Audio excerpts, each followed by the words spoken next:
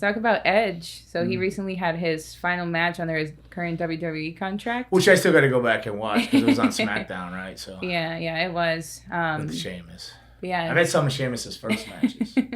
Early in his career, I'd work him in England. Him, Drew, what do they call him now? McIntyre? He was like Drew Gallo or something back then. But I worked them all when they first started out, especially Drew. Drew was super young, and so was Sheamus. But now they're like these old grizzled leaders of the locker room now.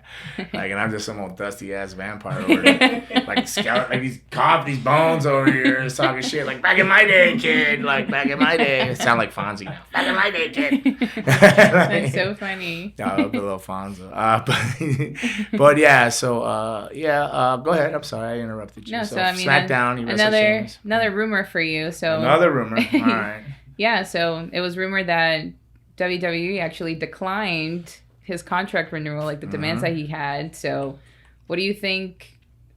He asked for it and got declined. And where would you want to see him retire? Well, literally, I was texting with him yesterday, but I don't ask him that kind of stuff. You guys were in the ring, and I just took a picture of me, put my big head in it, and you guys are back there. He goes, oh, you got him doing a rumble. I go, yeah, fun cardio. So I never, ever spoke with him about any type of business. I don't know how much longer he would actually want to wrestle, though. See, I don't know, like, just from the conversations I had, like, few texts here and there and few chats, he's really like a family guy now, and everything. And I don't see him wanting to, unless the bug is rekindled really bad, which is hard to like quit wrestling. It is a drug in a sense, the high you get from it and the feeling, and the endorphins that release. And as you're learning, as you learn something new and it goes successful, you can be at your lowest point thinking, I'm going to quit this shit. I'm tired of it. And then one little thing that you had 20 of these horrible things that just made you want to quit life. Yeah. And then one thing is it just outraced all them, and you don't even remember these. Like, oh, this is awesome, Yeah.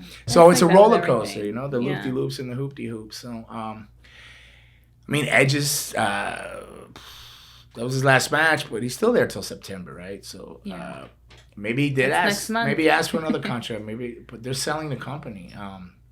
It's in the process of being sold. Like, I don't know that they're gonna commit to who knows what direction they're going. Things are like really different there from what I'm hearing. Yeah, how do you think things are going to get affected by this I don't think they're hiring a lot of people right now until this thing's done. I don't think they're going to make any big moves until this thing's done, unless it's like guaranteed money coming in. I don't think they want any money going out until this is all sealed up. And that's just an opinion.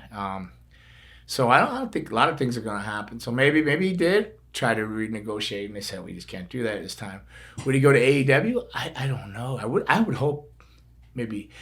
I would say, like, deep down inside, I should say, yeah, he needs to go to AEW. Fuck yeah. He needs to go there because there's a chance that we could do the Brood entrance and work the Hardys and then the House of Black or whatever's going on over there. That would be really badass. Whatever's going on over there. Like I could say that selfishly and like push that agenda. I'd be like, that would be really cool. But at the same time, I would like to just see him start it with WWE, WWF. He did all that, went through all this stuff. I'd rather see him finish up there as a representative, go out there, a liaison, and go out there. I'd rather see him finish there than to go, and they'll probably hate me, people AEW, but he's going to go over there and I just think just take away from the great stuff he's done. Not that AEW is bad, but I just think it's such a pedestal over there. Things are so good, and he's done such amazing things in WWE, WWF, WWE, pioneered, along with Jeff and Matt and Christian, the tables, ladder, cheers. But they've gone over there, and then, like, not that it's anything lesser that they've done, but look at their careers there to what they had there. It just almost feels like I'm gonna go over here, be king of the cow pasture, like when you're over there, like king of the kingdom, like I don't know, it's just really weird. I'd like to see him, and I'm not calling it a cow pasture. Don't get me wrong. People will be like, it's just I'd like to see him finish with WWE. I don't think he needs anything else. I'd like to see him stay in one piece, healthy, raise his family with Miss Beth Phoenix, and have a happy life together. And I'm sure he is a frugal man. I'm sure he's saved, unlike me, every dime he has. He's invested in all the right ways. He's probably has a ring in his backyard, a gym, and everything else in his on his compound or property. I'd rather see him privately train people or give back in that kind of sense than do seminars or speaking engagements, or even if it is on behalf of WWE. I'd rather see him finish that way than I don't want to see him get hurt anymore or anything like that. I'd rather see him have a quality life, raise his daughters and them. But I guess people figure you can never have enough money for your kids for their future. Maybe school things are gonna go up, but time is short and life is short, and he should have learned that by now. I would rather see him finish there and be a family man and did part-time it over WWF. I do know he broke his neck not too long ago, right? That was a... I don't know. I know he tore his triceps when he came back. He's done something else. But prior to that, he had that stenosis.